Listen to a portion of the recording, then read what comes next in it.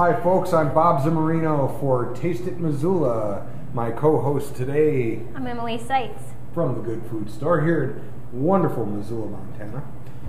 This next dish is actually going to be the start of a 2-dish series, and it deals with arborio rice. It's a short grain Italian rice. It is absolutely delicious. By the method that Emma's going to use to do the rice next time, we'll show you how to make kind of a creamier rice dish. Which is usually known as risotto. Risotto, and it's done that way basically because the type of rice that you're using has a little bit of a higher starch content. It works very well. We're going to start right here. This is from the Smith Farm in Whitehall, Montana. It is an all-natural raised pork, and this is a center-cut pork loin chop. And I'm going to cut it in half, and then I'm going to take and strip that into little pieces like this, cut those in half, and add them to my little collection that I already have going, pre-cut. Emma's got a little fire going over here, and underneath that, or on top of that fire, we have a little bit of olive oil and butter for this dish, and I want to use a little bit of butter and olive oil because I really want to get some of that buttery flavor into that rice at the end. We're also going to have some spinach, and this is a portobello mushroom. Now, this is half of a portobello mushroom, the other half I already chopped. If you get one this big, and you see that it says baby portobellos, like 5 or 6 baby portobellos, this is not a baby, this is the big one. The babies are like the little button mushrooms that you get.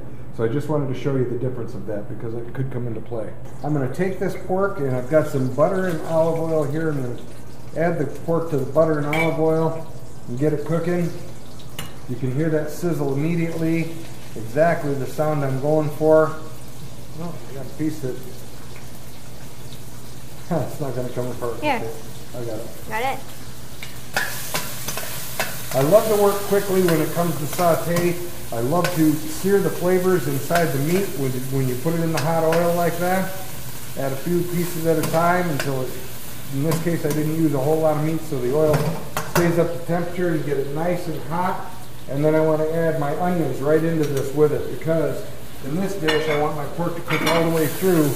And so I'm going to actually cook all of it together. The spinach will go right at the end. I had a little red pepper left over from the previous dish. Now I don't normally use it in this, but it certainly won't hurt anything. We'll add some great flavor and a little bit of nice color to it. So this is browning up. Mushrooms are a soft vegetable. They don't take much time to cook. And the one thing with mushrooms is you want your oil pretty hot when you put them in, or it will soak up virtually all of the fat that you use, the oil or the butter that you use. Think of the mushrooms as these tiny sponges, a lot like broccoli in our other dish. Right. That's going to absorb and all of that flavor that you have. So you want to be mindful about when you add them. So we're going to add our mushrooms. Thank you. You know, one of the things that I forgot to pre-prep in my mise en place was the garlic, and so we're going to add it right now. A little bit of garlic, and let that brown up for just a minute. And while that garlic is doing that, I'm going to add my spinach. Now, it seems like a lot of spinach, but if you've ever cooked spinach before, it cooks down really well. Are we ready for some lemon, Bob? I am ready for some lemon, and I know another one of the great tools that you talked about when we first started doing this was your juicer. The juicer. Now, there are different kinds of juicers, but one thing to think about, sometimes, especially this time of year, maybe your lemons aren't as ripe. So you might want to just massage your lemon a little bit, right? No comment. Anyway, I already did it with the first lemon. I'm going to add it to our chicken stock because we are going to add the chicken stock to our dish in just a moment. This is a great tool. I highly recommend getting one in metal, not plastic. There's also... I think that of most tools, really. Yeah. And we've got some wine here too, Bob. We do have some wine here, and one of the things that I want to do with the wine is... Drink it? That, but also I want to add it right here to that pork. People ask all the time, well, what kind of wine should I use in a cooking recipe? I usually like to go with the Pinot Grigio. It's not too sweet, it's not too dry. If it calls for white wine, Bob, what about you? Do you like Pinot Grigio? I will occasionally use a Chardonnay, but actually what I like about Pinot Grigio is a little fruitier. Yeah. And it's a little lighter than a Chardonnay. Chardonnays, to me, Chardonnays lay a little flat on the tongue. So now we're going to add some chicken stock to this with the lemon juice in it. And that smells good. Why don't you put a little bit more lemon juice right into this pan. If you have pork stock, you can use pork stock. If you don't, you can just go this route.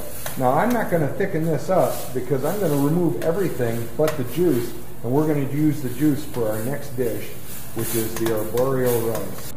So I'm removing the last of the solids from this dish. We're going to pour off the rest of the stock, and we're going to use that stock.